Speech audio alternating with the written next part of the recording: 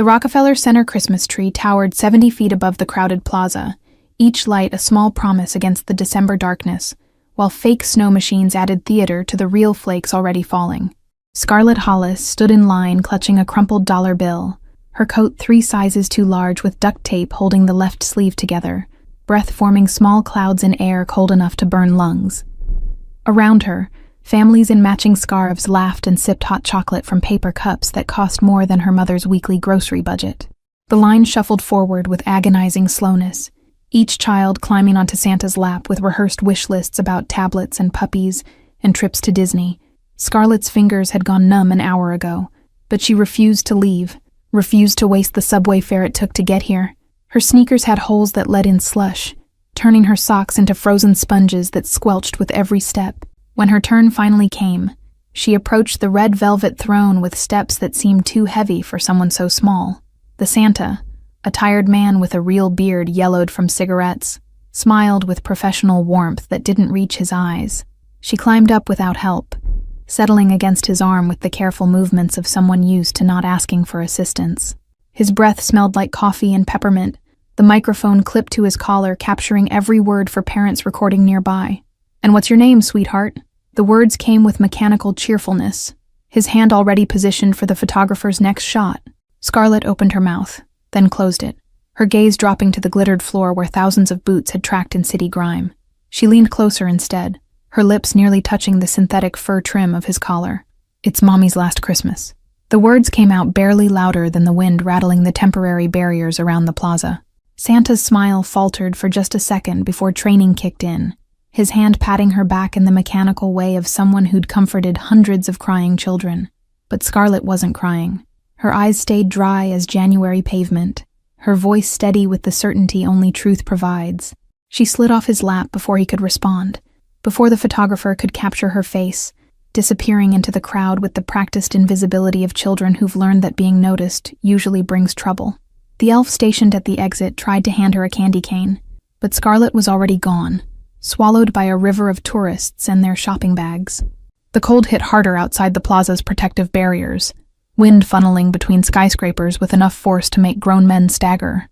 Scarlett pulled her coat tighter, the duct tape crackling with the movement, and started the long walk toward the subway station on 47th Street. She'd saved enough for one ride home. Coming here had used the last of the coins she'd collected from between couch cushions and sidewalk cracks. Halfway across the intersection, her vision began to tunnel, edges going dark, like someone was slowly closing curtains. She'd skipped breakfast and lunch, saving the cereal for her mother who could barely keep down water anymore. The pavement tilted, became liquid, rushed up to meet her with the inevitability of gravity. Scarlett's knees hit first, then her palms, the impact sending jolts through bones that felt too light, too brittle. Someone screamed, high and piercing, but the sound seemed to come from underwater, distorted and distant. Her cheek pressed against concrete, still warm from the afternoon sun. The last thing she registered before darkness took her completely. Brennan Sheffield stood 20 feet away, his black overcoat catching snowflakes that melted instantly against the wool. He'd been leaving a meeting at the Rockefeller offices, his mind on spreadsheets and territory disputes, when the child's whisper to Santa had cut through the plaza noise with surgical precision. His men flanked him at a respectful distance, their eyes constantly scanning the crowd for threats that never materialized, because everyone could sense what he was. The scar running from his left temple to his jaw caught the Christmas lights, turning the ridged tissue into something that belonged more to battlefields than holiday celebrations. People moved out of his path without conscious thought, some primal instinct recognizing predator even wrapped in expensive tailoring. He'd stopped believing in coincidence the same night his wife and son had died in flames meant for him, but he'd heard the girl's words, heard the finality in that small voice, and something long dormant had shifted in his chest like ice cracking. Now she lay crumpled on the sidewalk, while tourists pulled out phones to film instead of help, their faces lit by screens capturing tragedy for social media. Brennan moved before his rational mind could intervene, his legs carrying him forward with the same certainty that had built an empire from blood and strategy. He reached her in 5 strides, dropping to one knee beside her small form with a grace that belied his size. His hand went to her neck, fingers finding a pulse that fluttered weak as a moth's wing, her skin cold enough to frighten him in ways that guns and knives never had. Around them, the crowd formed a loose circle, phone still recording, waiting for the narrative to unfold. "Call an ambulance," someone suggested. But Brennan was already lifting Scarlett into his arms, cradling her against his chest where his heart beat steady and strong. Her head lolled against his shoulder, that too large coat hanging off her frame like borrowed armor that had failed its purpose. He could feel her ribs through the thin fabric, count them like piano keys that would play only minor chords. His driver materialized from the crowd, the town car already pulling to the curb with the efficiency of men who anticipated their boss's needs. But Brennan shook his head, his eyes scanning the plaza until they landed on a coffee shop with steamed windows and the promise of immediate warmth. He carried Scarlett toward it, his overcoat falling open to shelter her better, one arm supporting her weight like she was something precious he'd found in rubble. The shop door chimed as he entered, conversation dying the instant customers registered his presence and the unconscious child in his arms.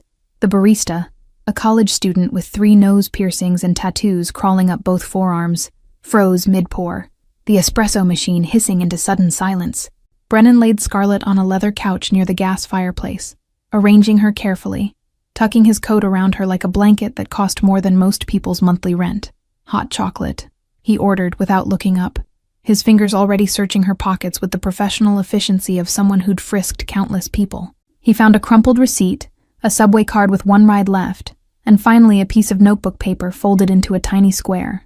His hands that had broken bones and signed death warrants, trembled slightly as he unfolded it to reveal an address in the Bronx written in careful, childish print. The address was accompanied by bus directions, each transfer meticulously noted in purple crayon, the kind of planning that spoke of a child who'd made the journey alone before. Brennan's jaw tightened as he committed the street name to memory, his thumb tracing the careful loops of numbers that had probably taken her hours to perfect. Scarlett stirred against the cushions, her eyelids fluttering but not quite opening, a small sound escaping her lips that might have been a word or just exhaled breath. The barista approached with shaking hands, setting down a mug of hot chocolate topped with whipped cream and a candy cane stirrer, her eyes darting between Brennan's scarred face and the child. Is she okay? Do you want me to call someone?" The questions tumbled out in a rush, genuine concern warring with the instinct to not question a man whose presence demanded obedience. Brennan waved her away with a gesture that was simultaneously dismissive and not unkind. He lifted Scarlett's head gently, supporting it in the crook of his arm, while bringing the mug close enough for the steam to warm her face. Her nose twitched at the smell of chocolate, that simple, reflexive response somehow more devastating than her earlier collapse. "Come on," he murmured, his voice dropping to something that might have been tender if anyone had been close enough to hear. "Just a sip. You're no good to anyone like this." The words were meant to be practical, but they came out rough with an emotion he hadn't allowed himself to feel in years. Scarlett's eyes cracked open, revealing irises the color of storm clouds, confusion swimming in their depths before fear replaced it. She tried to pull away, her body going rigid with the panic of prey suddenly aware of the predator holding it, but Brennan's grip remained steady without tightening. "You fainted," he explained, keeping his tone level, factual, the same voice he used when explaining why someone's protection payment had increased. "Drank from Santa, walked, fell. You hit the ground hard enough to scare 20 people into filming instead of helping." Recognition flickered across her face, memory catching up with consciousness, and some of the tension leaked from her small frame. She looked at the hot chocolate, then at his face, studying the scar with the directness only children possess. No polite averting of eyes or pretense of not noticing. "My mom says I'm not supposed to take things from strangers." Her voice came out scratchy, unused, but steady enough to carry conviction. Brennan's mouth twitched in what might have been the ghost of a smile if he still remembered how those worked. "Smart woman. Your mother." He set the mug on the side table, close enough for her to reach if she chose, far enough to not feel like pressure. "But right now, you need sugar and warmth more than you need caution, and we both know it." Scarlett considered this with the seriousness of someone forced to make adult decisions in a child's body, then reached for the mug with hands that shook from more than just cold. She drank carefully, small sips that suggested a stomach unused to richness, her eyes never leaving his face. "You heard me?" she said, after draining half the cup. Not a question, but a statement. "At Santa, you were there." The accusation carried no anger, just weary resignation, as if privacy was one more thing poverty had stolen from her. Brennan nodded once, sharp and definitive. "I heard." He pulled the paper from his pocket, unfolding it again to show her the address. "This where you live?" Her fingers tightened on the mug, knuckles going white against the ceramic. For a moment he thought she might lie, might give him a fake address or refuse to answer, but then her shoulders sagged with the weight of carrying too much alone for too long. Yes, the word came out small, defeated. But you can't. She doesn't like people seeing. The apartment. She trailed off, her gaze dropping to the hot chocolate surface where the whipped cream had melted into a swirl. How you live. Brennan finished the sentence with the bluntness he'd learned never to apologize for. How sick she is. How you're managing alone because there's no one else. Each statement landed like a diagnosis, clinical and irrefutable. Scarlett's chin trembled, but her eyes stayed dry. That same terrible control she'd shown with Santa, as if tears were a luxury she couldn't afford. She's dying, she whispered, the words barely audible over the coffee shop's background music playing sanitized holiday jazz. I know. Brennan stood, his full height suddenly imposing in the small space, and extended his hand toward her. Get your coat. We're going to see her now before you waste what's left of that subway card walking in wet shoes. She stared at his outstretched palm like it was a trap that might spring shut. Every instinct she developed on dangerous streets screaming warnings her desperation couldn't quite heed. But exhaustion won over caution, need over fear, and she placed her small hand in his, letting him pull her upright. The ride to the Bronx took 40 minutes through traffic that crawled like frozen blood, the town car's heated seats and leather interior, a stark contrast to the subway journey Scarlett had been preparing to make. She sat pressed against the far door, watching the city transform from gleaming towers to worn brownstones to buildings that sagged under the weight of deferred maintenance and broken promises. Brennan made 3 calls during the drive, his voice low and commanding, words like priority and immediately, and I don't care what it costs, punctuating conversations his men on the other end didn't question. Scarlett listened without appearing to, her reflection in the window showing a face too old for its years. They pulled up in front of a 6-story walk-up with crumbling brick and windows patched with cardboard, graffiti covering the ground floor and territorial markers that meant nothing to Brennan, but everything to the people who had to live here. The building leaned slightly left, as if tired of standing straight, scaffolding on one side suggesting repairs that had been abandoned mid-project. 4th floor, Scarlett said quietly, already reaching for the door handle. The elevator doesn't work. Hasn't worked in 2 years. She said it matter-of-factly. Another reality accepted because fighting it changed nothing. Brennan exited the car and came around to her side, his presence causing immediate ripples in the street's evening activity. Dealers pocketing their product, lookouts suddenly finding reason to be elsewhere, a woman shouting at her children to get inside now. He offered his hand again, and this time Scarlett took it without hesitation, her fingers small and cold in his palm. The stairwell reeked of urine and mold, the walls covered in water stains that bloomed like poisonous flowers, each landing marked by broken glass, and the detritus of lives lived in desperation.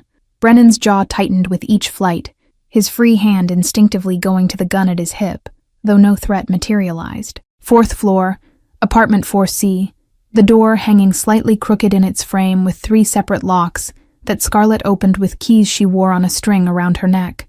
The apartment beyond was freezing, breath visible even in the small entryway, no sound of heating or running water or any of the background noise that signaled habitation. "Mama?" Scarlett called softly, slipping past Brennan into the darkness.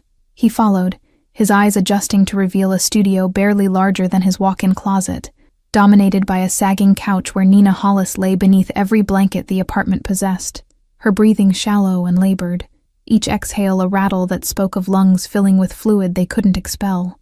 Nina Hollis's eyes opened at the sound of her daughter's voice, milky with fever and confusion, struggling to focus on the massive silhouette filling her doorway. She tried to sit up, panic flooding features that might have been beautiful before illness carved them down to bone and translucent skin, one hand reaching instinctively for Scarlett, even as the other clutched the blankets like armor. "It's okay, Mama." Scarlett rushed to her side, climbing onto the couch to press against her mother's frail body. "He helped me. I fell, and he brought me home." The explanation came in a tumble, words tripping over each other in the universal language of children trying to prevent parental worry. Brennan remained in the doorway, giving them space, his presence somehow less threatening when he didn't advance. He could see it all now in the weak light filtering through newspaper-covered windows, the hot plate on top of a mini-fridge, the milk crates serving as furniture, the plastic bin catching water from a leak in the ceiling that had frozen into stalactites. Nina's gaze swept over him with surprising sharpness despite her condition, taking in the expensive coat and the scar, and the way he held himself with the absolute certainty of someone used to controlling everything around him. "Who are you?" Her voice came out reedy, broken by coughs that shook her entire frame. "Someone who heard your daughter tell Santa this was your last Christmas." Brennan spoke with the same directness he'd use in a business negotiation. No false comfort or empty platitudes. Someone who watched her collapse from hunger and cold on a street where 20 people filmed it instead of helping. Nina's eyes filled with tears that spilled over, tracking down cheeks hollowed by weight loss and dehydration. "I told her not to go," she whispered, each word clearly costing her. "Told her to save the money for food, but she said every kid deserves to see Santa once. She's 7 years old, and she's taking care of you alone." Brennan stepped fully into the apartment, closing the door behind him to preserve what little warmth their body heat generated. "How long since you've seen a doctor?" "Since anyone came to check on you." The questions landed like indictments, which was exactly how he meant them. Nina looked away, shame coloring what little complexion she had left, her hand tangling in Scarlett's hair with desperate tenderness. 3 months. The admission came barely audible. "The clinic said I needed specialist care, gave me referrals I couldn't afford, prescriptions I couldn't fill. The social worker stopped coming after I missed 2 appointments because I couldn't get down the stairs." Brennan pulled out his phone, scrolling through contacts with practiced efficiency. Nina watched him with the wariness of someone who'd learned that help always came with strings attached, that kindness was just a down payment on future demands. "What do you want?" she asked finally, gathering what remained of her strength to meet his eyes directly. "Men like you don't help people like us without wanting something back. So tell me now, before my daughter gets her hopes up." The accusation carried no heat, just bone-deep exhaustion, and the bitter wisdom of someone who'd been disappointed too many times to believe in miracles. Scarlett stiffened against her mother's side, her small body going rigid with understanding beyond her years. Brennan paused mid-dial, considering the question with the seriousness it deserved. "I want you alive," he said finally, with a simplicity that made it somehow more profound. "I want your daughter to have more than one memory of Christmas that doesn't taste like grief. That enough of an agenda for you?"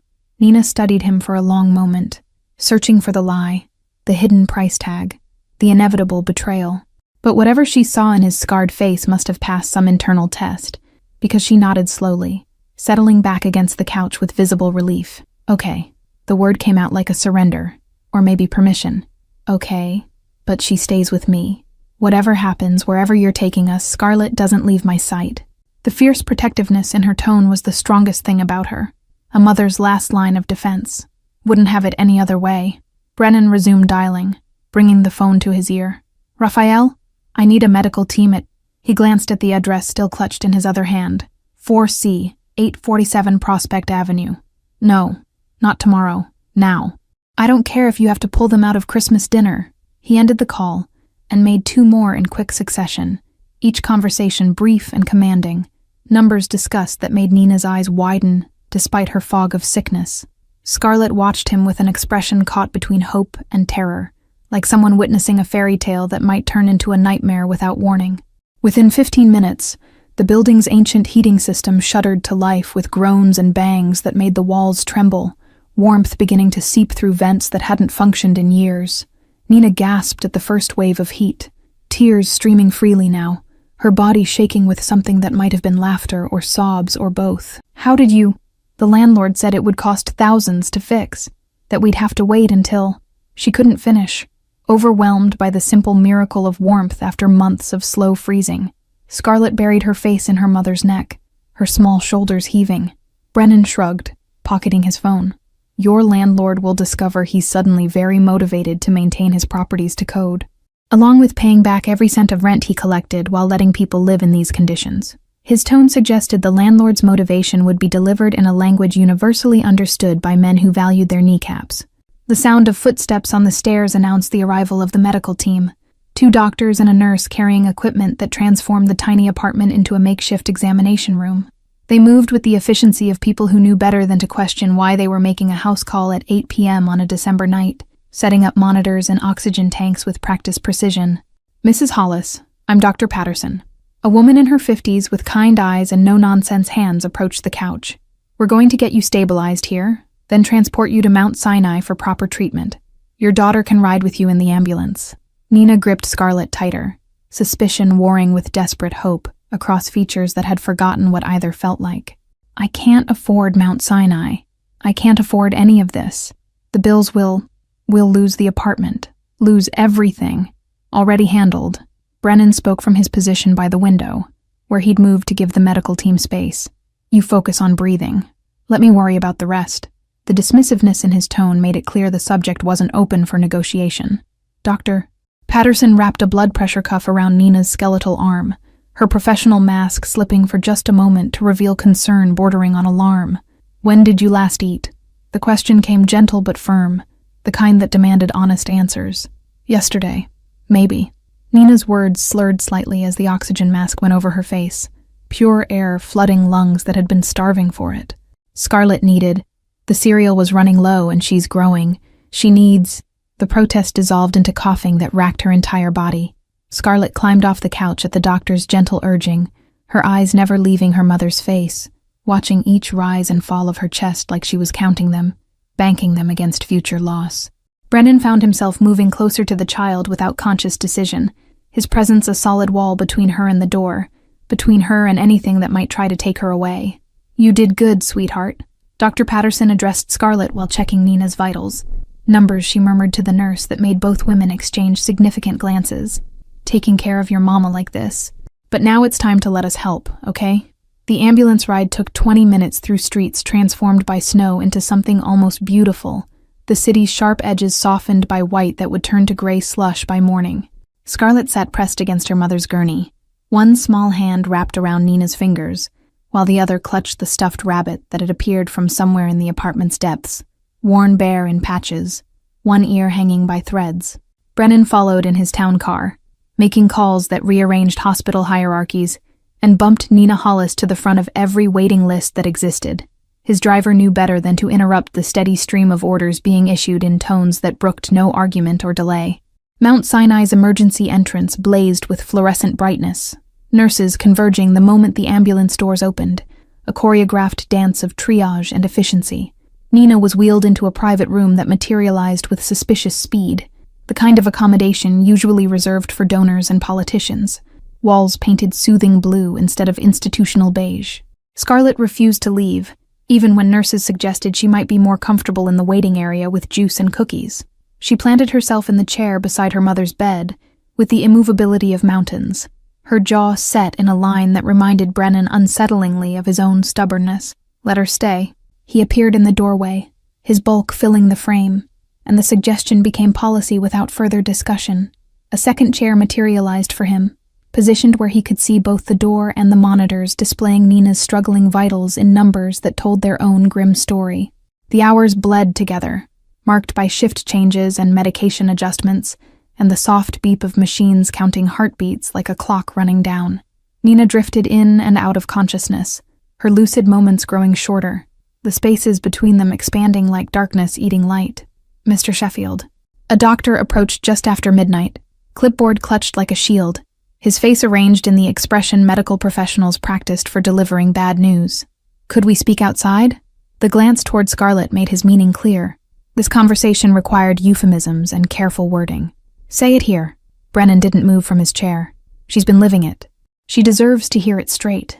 The doctor's mouth opened to protest, met Brennan's eyes, and closed again, some argument dying before it could form. Stage 4 pneumonia, complicated by advanced heart failure and untreated diabetes. The words fell like stones into still water, each one creating ripples that would never quite settle. Her organs are shutting down. We can make her comfortable, manage the pain, but how long? Nina's voice interrupted from the bed, surprisingly clear despite the oxygen mask, her eyes open and focused with the terrible clarity that sometimes came at the end. Don't dance around it, doctor. How long do I have with my daughter? The doctor's professional composure cracked slightly, revealing the human underneath who hated this part of his job with a passion that never dulled. Days. Maybe a week if we're lucky. I'm sorry, Mrs. Hollis. If you'd come in sooner, if we'd caught it earlier. I know. Nina cut him off with a gesture that said she'd already walked this road of what-ifs and recriminations in her own mind countless times. Thank you for being honest. The dismissal was clear, and the doctor retreated gratefully, leaving the three of them in silence, broken only by the machine's steady rhythm. Scarlett's face had gone blank, all emotion draining out like water from a broken cup, leaving behind something that looked like her but felt hollow. She stared at her mother with eyes that had seen this coming, but somehow still weren't prepared, that had known and hoped and feared simultaneously. "Baby, come here." Nina patted the bed beside her with what little strength remained, and Scarlett climbed up carefully, mindful of tubes and wires, curling against her mother's side like she had when she was smaller, when the world was less sharp and the future held more than grief. Brennan stood, intending to give them privacy, but Nina's hand shot out with surprising speed to catch his wrist. Her grip was weak but insistent, her eyes boring into his with an intensity that demanded he stay, that demanded he witness. "I need to ask you something." Nina's words came between labored breaths, each one clearly costing her. "And I need you to promise me, on whatever you hold sacred, that you'll tell me the truth." The formal phrasing suggested she'd been rehearsing this, planning for a moment she'd known would come. "I promise." Brennan settled back into his chair, leaning forward so she wouldn't have to strain to see him. The scar on his face caught the room's dim lighting, a roadmap of violence that somehow made his attention feel safer rather than threatening. "When I'm gone." Nina's voice cracked, but she pushed through. "What happens to her? The social workers, they'll come for her. Put her in the system where I can't protect her anymore. Foster homes that might be good or might be—" She couldn't finish. The possibilities too terrible to voice. The question hung in the air like smoke, heavy and suffocating. Scarlett had gone completely still against her mother's side, barely breathing, every muscle tensed against the answer that would determine her entire future. "She stays with me." The words left Brennan's mouth before his brain could fully process them, instinct overriding the 1,000 logical reasons this was impossible. "I'll make it legal, make it permanent. She'll want for nothing, be safe from everything. This I swear to you." Nina searched his face for the lie, the crack in the promise, the inevitable betrayal that had to be lurking somewhere beneath the certainty. But whatever she saw in his scarred features and steady gaze must have satisfied something deep inside, because she nodded slowly, tears spilling from the corners of her eyes. "Okay." The word came out soaked with relief and grief in equal measure. "Okay. Scarlett, baby, look at me." She waited until her daughter's storm-cloud eyes met hers. "This man is going to take care of you when I can't anymore. You're going to live somewhere warm and safe, somewhere you never have to be scared or hungry or cold." 2 days before Christmas, Nina's breathing changed, becoming shallower, more labored, each inhale a battle she was slowly losing. The hospice nurse who'd joined their vigil adjusted morphine drips and spoke in hushed tones about comfort care and saying goodbyes, words that Scarlett had learned to hate with a ferocity that surprised even her. Brennan had left the hospital only twice, once to retrieve clothes, and once to handle what he called business, with a tone that suggested someone had made a terminal error in judgment. He returned each time with coffee he didn't drink, and food he barely touched, maintaining his post in the chair that had molded itself to his shape over 48 sleepless hours. The room had transformed into something almost home-like, through sheer force of will and unlimited resources, warm blankets that didn't scratch, pillows that actually supported, a sound machine playing ocean waves to mask the hospital's constant background noise. Scarlett had claimed the narrow couch by the window, refusing the comfortable hotel suite Brennan had offered, needing to be close enough to hear her mother's breathing even in sleep. "Tell me about Christmas when you were little." Scarlett's voice broke the 3 a.m. silence, her small form silhouetted against the window where snow fell in thick curtains. "Before everything got hard. What was it like?" Nina smiled, the expression ghostly but genuine, her mind traveling back to better times that felt like someone else's memories. "My grandmother made pierogi from scratch, dozens of them, and the whole house smelled like butter and onions and potato. We'd hang ornaments made from salt dough, each one with our thumbprints pressed into the clay." Her voice grew stronger with the remembering, as if the past gave her something the present couldn't. There was this ugly ceramic angel she'd had since the 50s, chipped and faded, but it had to go on top of the tree every year. She said it had survived the journey from Poland in her suitcase, that it carried all our family's luck. What happened to it? Scarlett had climbed onto the bed without anyone noticing, curled into her mother's side with the practiced ease of someone who'd spent countless nights this way. "The angel, where is it now?" "In the apartment." Nina's hand found her daughter's hair, fingers combing through tangled strands with automatic tenderness. "Wrapped in newspaper in the box under the couch. I was saving it for when you were older, for when you had your own tree to put it on." Brennan made a call, quiet and brief, speaking in code that nonetheless conveyed crystal-clear instructions. Within 2 hours, a Christmas tree appeared in Nina's hospital room, small enough to fit in the corner but real, filling the space with pine scent that masked antiseptic and approaching death. The ceramic angel, carefully transported from the Bronx, took its place at the top, its faded paint and chipped wings somehow perfect. "You got it." Nina's voice broke on the words, tears streaming freely down her hollowed cheeks. "You actually... how did you..." She couldn't finish, overwhelmed by this small impossibility made real through money and connections and sheer stubborn will. "Told you." Brennan's tone stayed matter-of-fact despite the way his throat had tightened watching Scarlett's face light up. "Your job is breathing, mine is everything else." The division of labor made sense to him in ways that probably wouldn't survive rational examination. Christmas Eve arrived with the kind of bright, cold sunshine that made snow sparkle like someone had scattered diamonds across the city. Nina had declined steadily through the morning, her periods of wakefulness growing shorter, her responses slower, the machines tracking her decline in numbers that told their own inevitable story. The hospital chaplain came by at noon, was politely declined, and retreated with the relieved expression of someone who'd fulfilled obligation without having to witness actual grief. A social worker attempted to discuss arrangements, and met a wall in the form of Brennan's flat stare and single-word response. "Handled."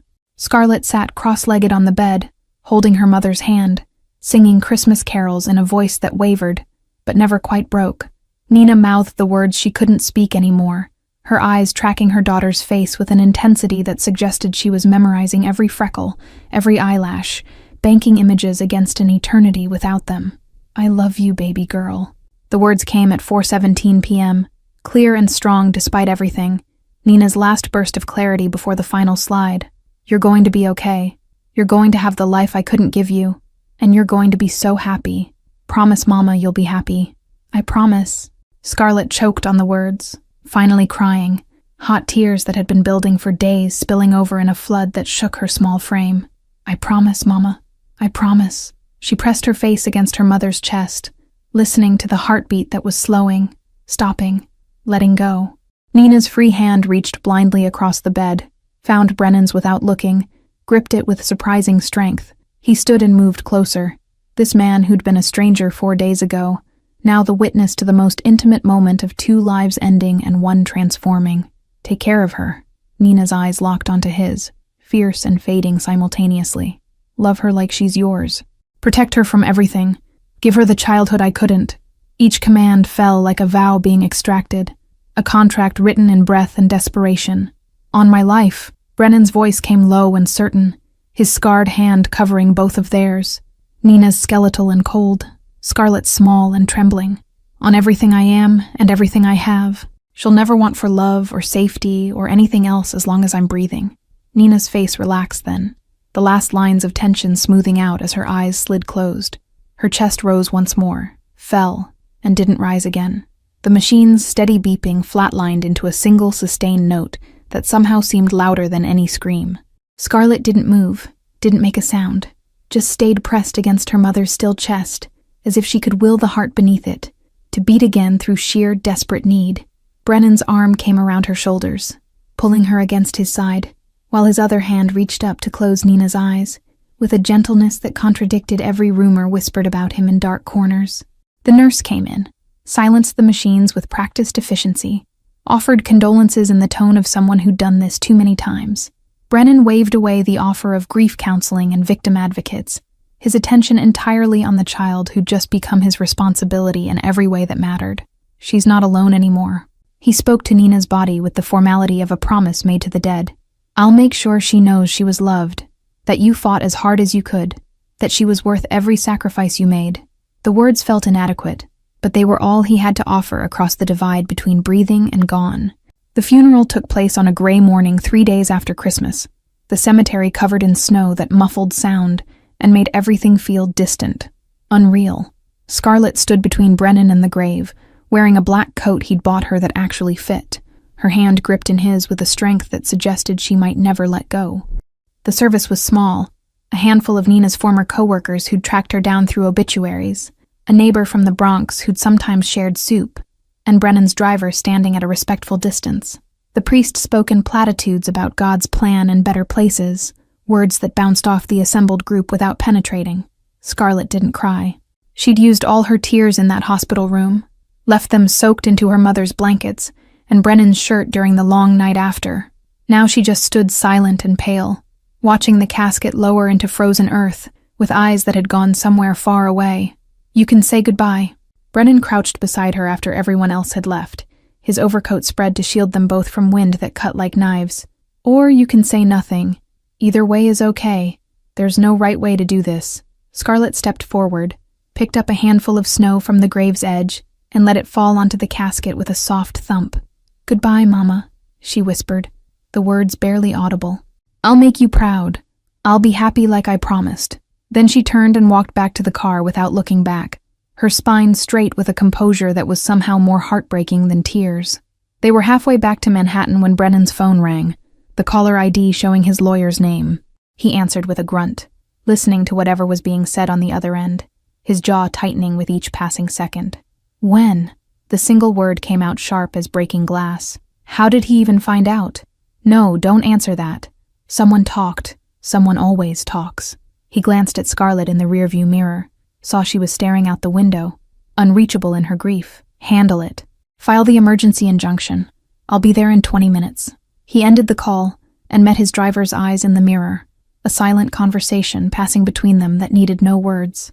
The car changed direction, heading toward downtown and the family courthouse where apparently Scarlett's father had decided to make his reappearance into her life. Who was that?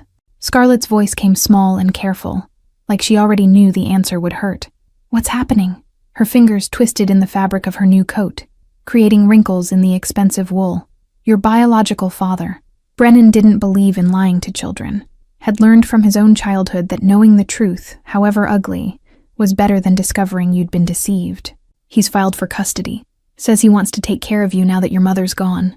The laugh that burst from Scarlett's throat was bitter and old, completely wrong coming from someone her age. "He wants the money," she corrected flatly. "Mama said he'd come if he thought there was something in it for him. He never wanted me before, not even when she begged him for help." Brennan's hands tightened on his phone until the case creaked. "Tell me about him." The request came gentle despite the fury building in his chest like a storm gathering strength. "Everything you remember, everything your mother told you.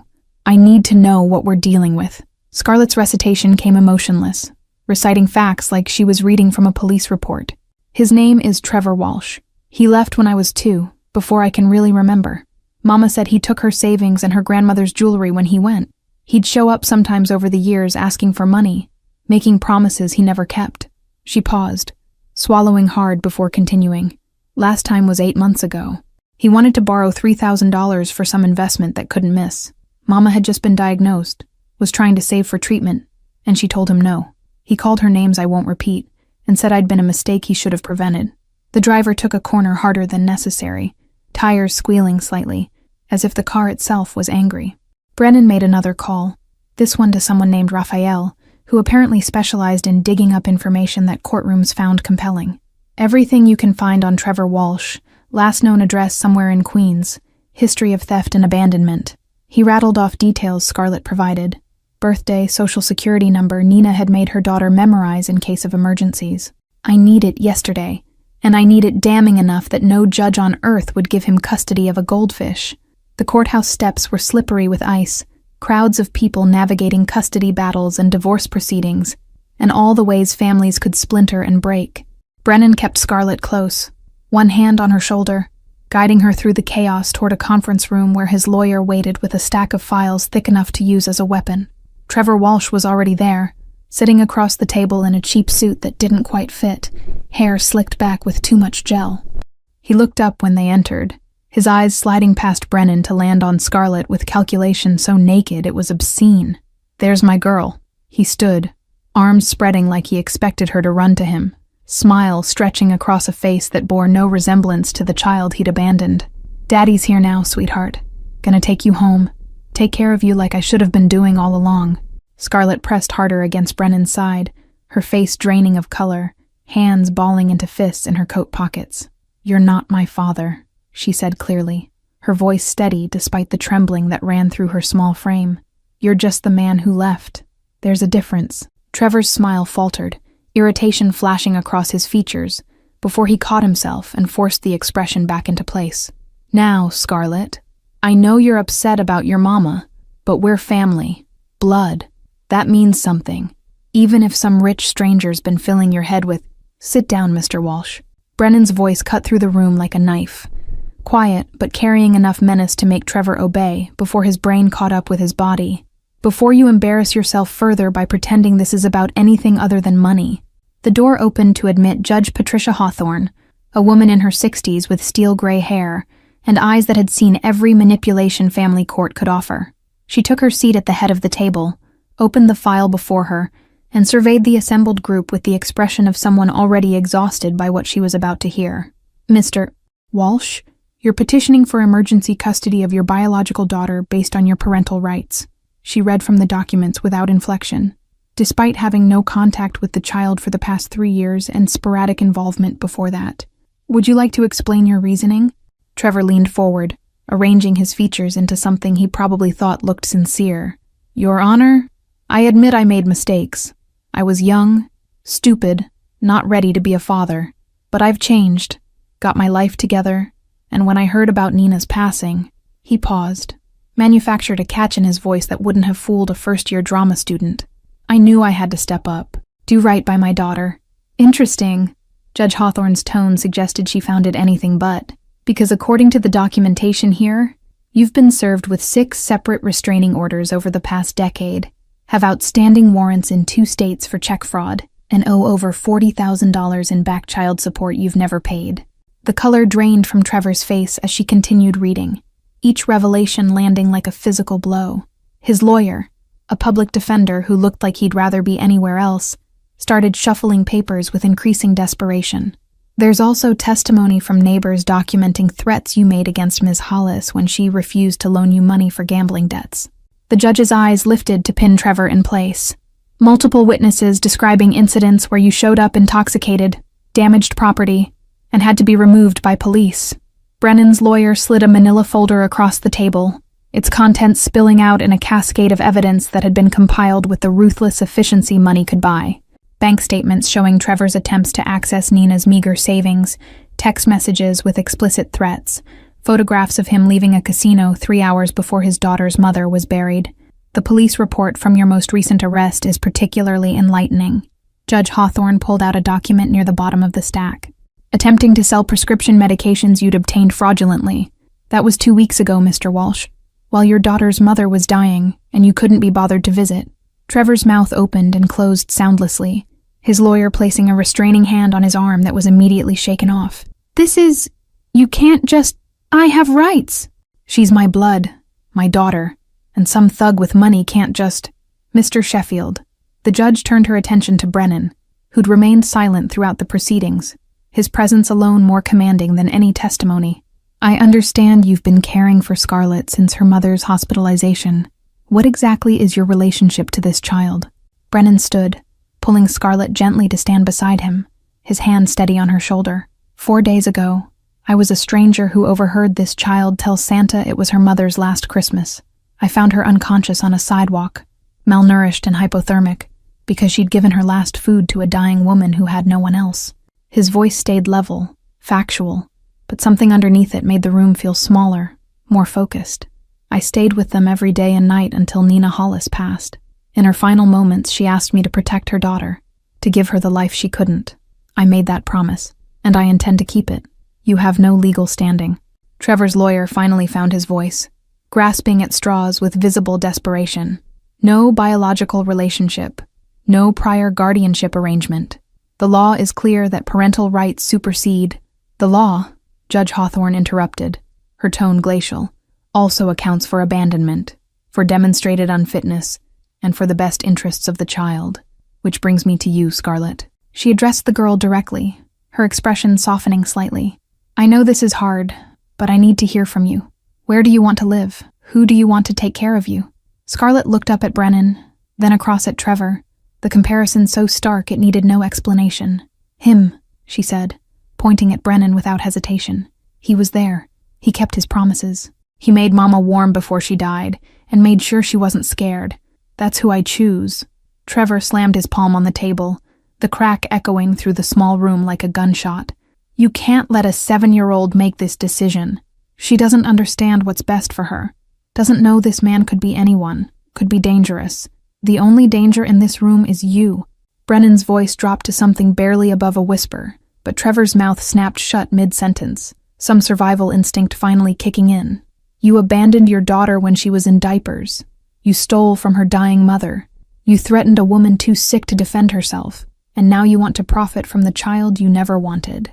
Judge Hawthorne held up her hand for silence, her eyes scanning the final pages of the file before her.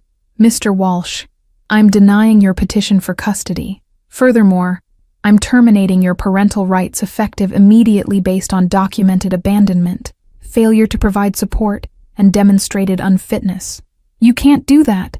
Trevor lurched to his feet, his chair clattering backward. I'll appeal. I'll fight this.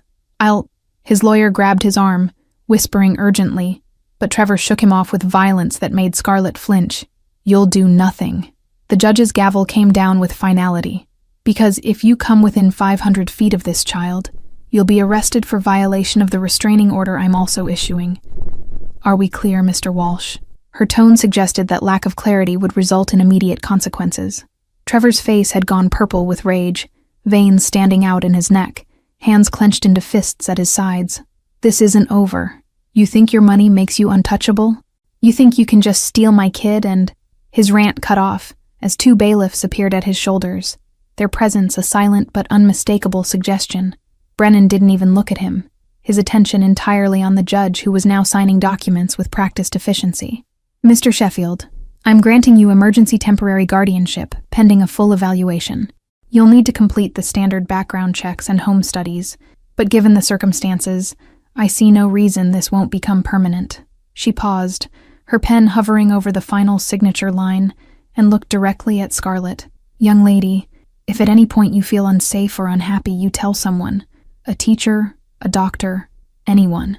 Just because I'm making this legal doesn't mean you don't have a voice. Understood? Scarlett nodded solemnly, her hand finding Brennan's and squeezing tight. Yes, ma'am, but I won't need to. He already saved me once. He'll keep doing it.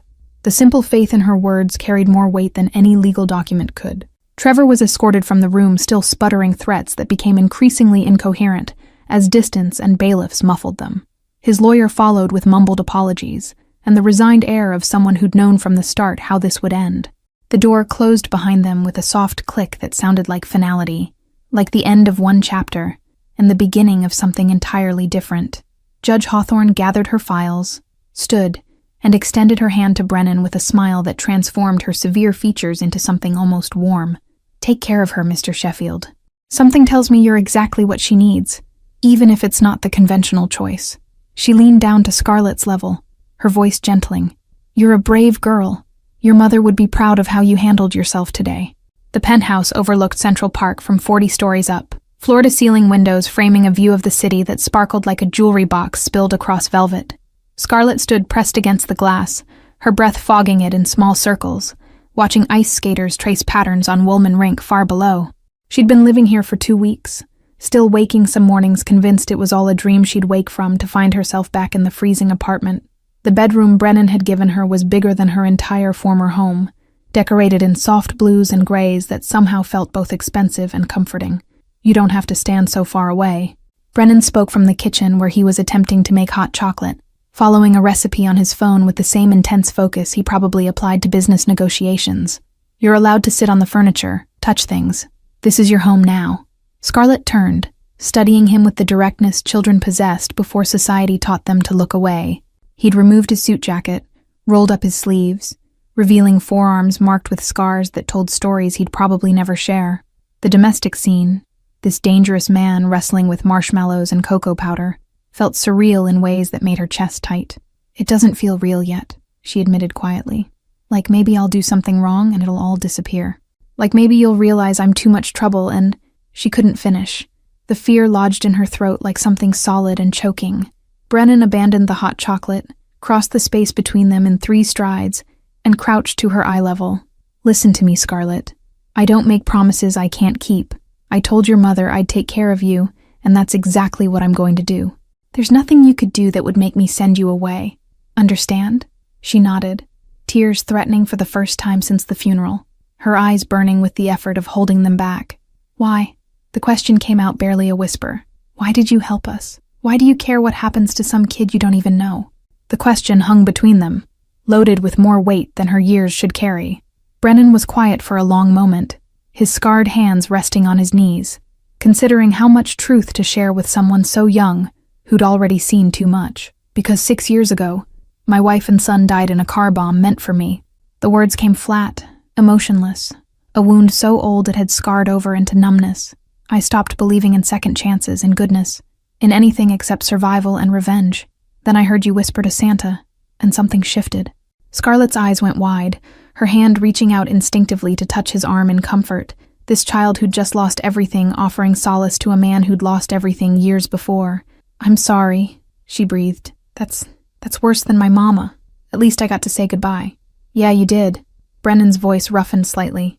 And watching you fight for every second with her, taking care of her when you should have been taken care of, it reminded me that there's still good in the world, that maybe I could be part of creating something good, instead of just breaking things. The hot chocolate boiled over on the stove, hissing and smoking, breaking the moment. Brennan cursed softly and moved to turn off the burner, wielding a dish towel like a weapon against the mess spreading across expensive granite countertops. Scarlett laughed, actually laughed, for the first time since her mother died, the sound startled out of her by the sight of the most feared man in the city, battling chocolate splatters with increasing frustration. You're really bad at this, she observed, moving to help with paper towels. Yeah, well, my skill set tends toward other areas. He surveyed the disaster with rueful acceptance. How do you feel about ordering from that place that makes the hot chocolate with the little marshmallows shaped like snowmen? The suggestion came with a half smile that made his scarred face almost approachable. They ended up on the couch with takeout hot chocolate and Chinese food from containers. Scarlett couldn't quite believe were real. Everything she'd dreamed about walking past restaurant windows with her mother, unable to afford even the cheapest items. She ate slowly, savoring each bite, while Brennan picked at his own food with the distraction of someone whose mind was elsewhere. Tomorrow's Christmas Eve, he said eventually, setting down his chopsticks with the decisive movement of someone making a decision. I was thinking we should get a tree. A real one, big enough to matter. Your mother mentioned that ceramic angel. Figured it deserves a proper tree to sit on. Scarlett's throat tightened, the food suddenly difficult to swallow. You don't have to do Christmas just because I'm here. I know you probably don't celebrate anymore after... She gestured vaguely, unable to voice what she meant, but trusting he'd understand. I haven't, Brennan admitted. Not in 6 years. Just another day to get through. Another reminder of what I lost. But maybe... He paused, choosing words carefully. Maybe it's time to try something different. Build new memories instead of just living in old ones. The next morning, they went to a Christmas tree lot in Brooklyn that smelled like pine and fresh-cut wood, the ground covered in needles that crunched underfoot. Scarlett walked among the trees with reverent silence, her hands trailing over branches, testing their strength, searching for something perfect. She chose one that stood 8 feet tall, full and symmetrical, with branches that seemed designed for holding ornaments and memories. Brennan paid without blinking at the price, arranged delivery for that afternoon, and then surprised her by suggesting they go shopping for decorations. The craft store overwhelmed her with options. Aisles of glittering possibilities, ornaments in every color and shape imaginable. Scarlett froze in the entrance, her eyes wide, clearly having no framework for how to navigate abundance after a lifetime of scarcity. Pick whatever you want. Brennan handed her a shopping cart that was almost as big as she was. Fill it up. We're starting from scratch, might as well do it right. He said it casually, but watched her face carefully for signs she was overwhelmed or shutting down. She started slowly, adding items with careful deliberation, silver balls and blue ribbons, a string of lights that promised to twinkle like stars, wooden ornaments shaped like animals that could be painted. Then momentum built, the cart filling with the kind of mismatched collection that reflected a child's joy rather than a decorator's vision. Brennan added his own selections when she wasn't looking. A premium tree stand, extra lights because you could never have too many, and at the last minute, a box of salt dough ornament kits that let you press your thumbprint into the clay. The reference to what Nina had shared in the hospital went unspoken, but understood. Back at the penthouse, they spent the afternoon transforming the living room into something that looked like Christmas had exploded across every surface. Scarlett stood on a step stool hanging ornaments with intense concentration, while Brennan wrestled with light strings that seemed determined to tangle despite his best efforts. "You're doing it wrong." Scarlett's observation came matter of fact, without judgment. "Mama always said you have to start from the inside and work out, otherwise you get gaps." She climbed down and demonstrated, her small hands weaving the lights through branches with practiced efficiency. Brennan watched her work, learning. This man who commanded empires taking instruction from a 7-year-old without ego or impatience. They worked in companionable silence, broken only by occasional direction or requests to pass ornaments, the ease between them growing with each shared task. The ceramic angel emerged from its newspaper wrapping like a relic from another life, its faded paint and chipped wings somehow more beautiful for their imperfection. Scarlett held it carefully in both hands, her fingers tracing the crack along one side that Nina had said came from the journey across the ocean in her grandmother's desperate flight from war. "She's perfect." Brennan had appeared beside her with the stepladder, positioning it carefully beneath the tree's highest point. "Ready to put her up?" He held the ladder steady, his large frame kneeling to bring the first rung within her reach. Scarlett climbed slowly, each step deliberate, the angel cradled against her chest like something that might shatter if she breathed wrong. At the top, she stretched upward, arms fully extended, placing the angel exactly where it belonged, presiding over this new beginning like a blessing from everything that came before. "I miss her." The confession came soft and broken as Scarlett descended, sitting on the ladder's second rung instead of coming all the way down. "Every morning I wake up and remember all over again that she's gone, that I'll never hear her voice, or feel her hug me, or—" Her voice cracked completely, tears finally spilling over. Brennan lifted her down, pulled her against his chest, and let her cry in a way he hadn't when she'd stayed silent and composed through the funeral. These tears felt different, healthier somehow, like poison draining from a wound that had been festering beneath stoic composure. "Missing her means she mattered," he said into her hair, his own voice thick with things he usually kept buried. "Means the love was real. You carry that with you, Scarlett. She's not gone as long as you remember her, as long as you let yourself feel this." His arms tightened, protective. This man learning in real time how to comfort a grieving child. She cried until she was empty, until the tears stopped, not because the grief was gone, but because her body simply had no more to give. When she finally pulled back, wiping her face on her sleeve, Brennan handed her a handkerchief from his pocket, monogrammed, expensive, and completely impractical for actual use. "Better?" he asked, though her red eyes and blotchy face made the answer obvious. She nodded anyway, managed a watery smile that transformed into a yawn so huge it made her jaw crack audibly. "Come on."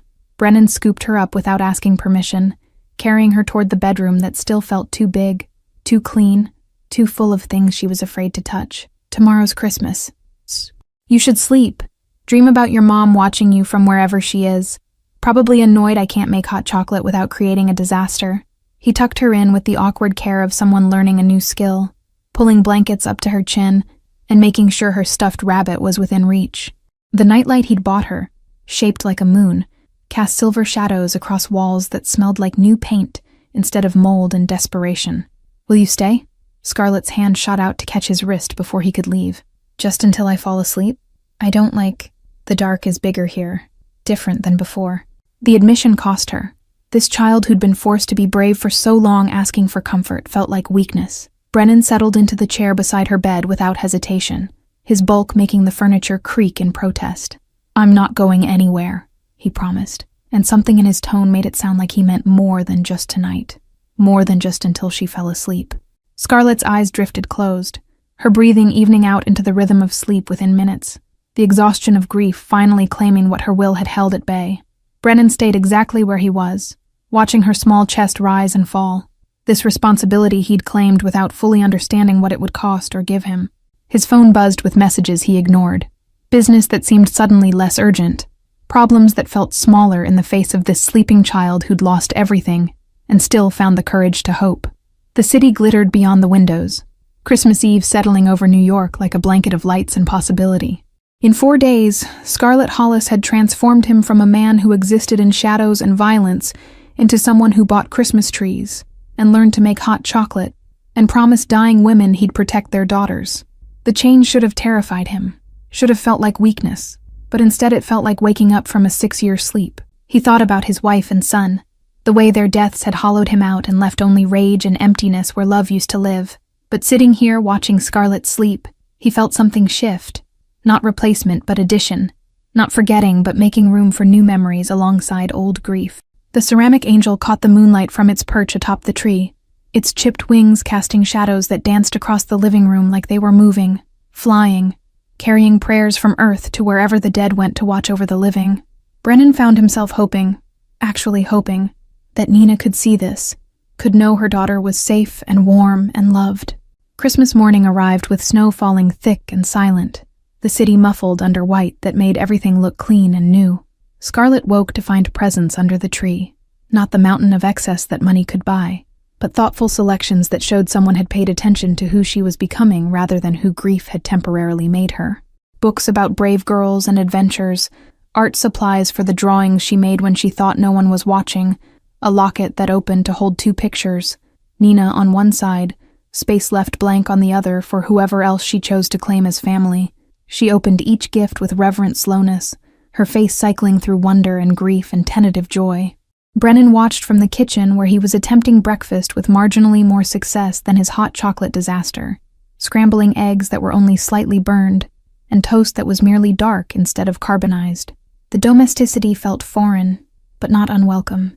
This new language he was learning one awkward gesture at a time. "Thank you."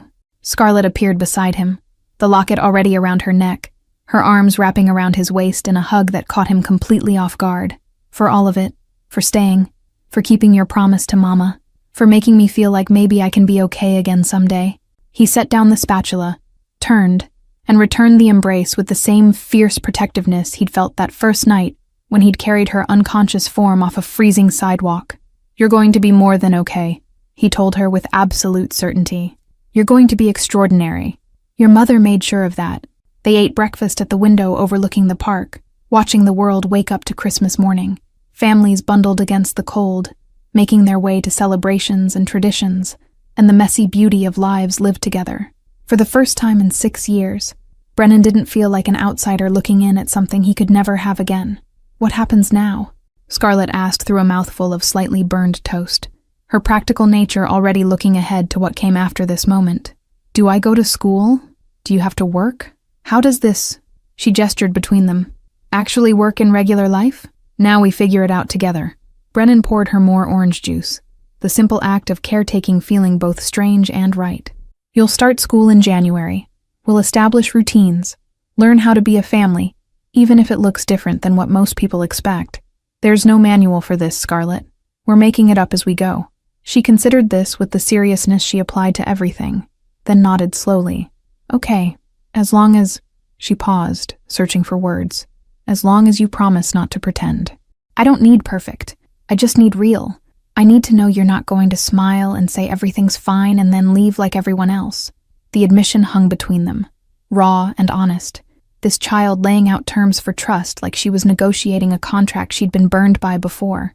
Brennan recognized the armor in her words, the protective distance she was trying to maintain even while reaching for connection, because hope had betrayed her too many times to accept it without conditions.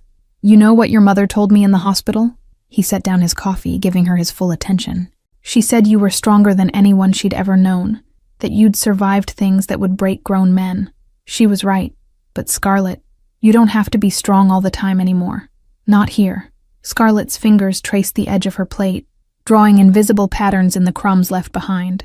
"Mama used to say that too, but then she'd get sicker, and I had to be strong because someone had to keep things together. If I fell apart, who would make sure she took her medicine? Who would count the pills to make them last longer?" The weight of responsibility she'd carried pressed into every word, years of being the parent when she should have been the child. Brennan felt rage kindle in his chest, not at her or Nina, but at a system that let a 7-year-old become a caretaker, at a world where poverty forced children to grow up before they'd finished being young. "I promise." Brennan met her eyes directly, understanding the weight of what she was asking. "No pretending. If I'm frustrated, you'll know. If I don't know what I'm doing, I'll admit it. We tell each other the truth, even when it's hard. Deal?" He extended his hand for her to shake, making it official. Her small hand disappeared in his scarred palm, the handshake sealing something more binding than any court document.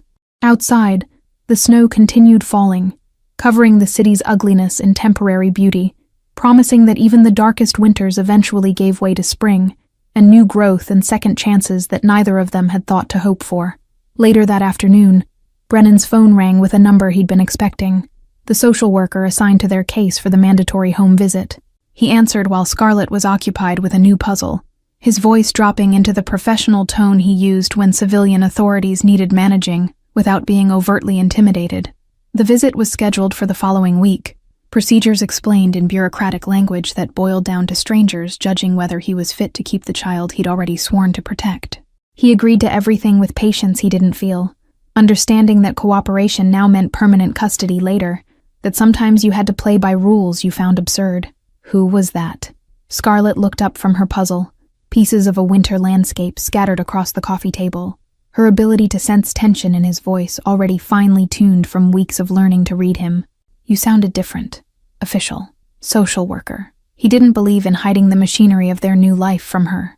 They have to come check that I'm taking proper care of you, that the apartment's safe, that you're adjusting. Standard procedure when someone gets guardianship. Nothing to worry about. We'll pass with flying colors.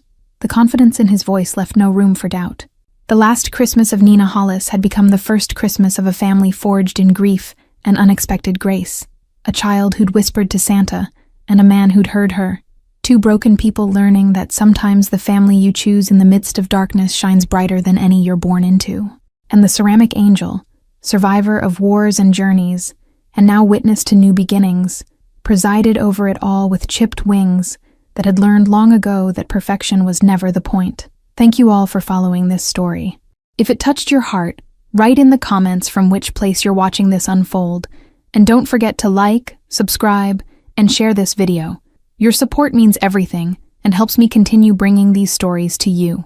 Until next time, remember that sometimes the greatest miracles come wrapped in shadows, scars, and the courage to love again.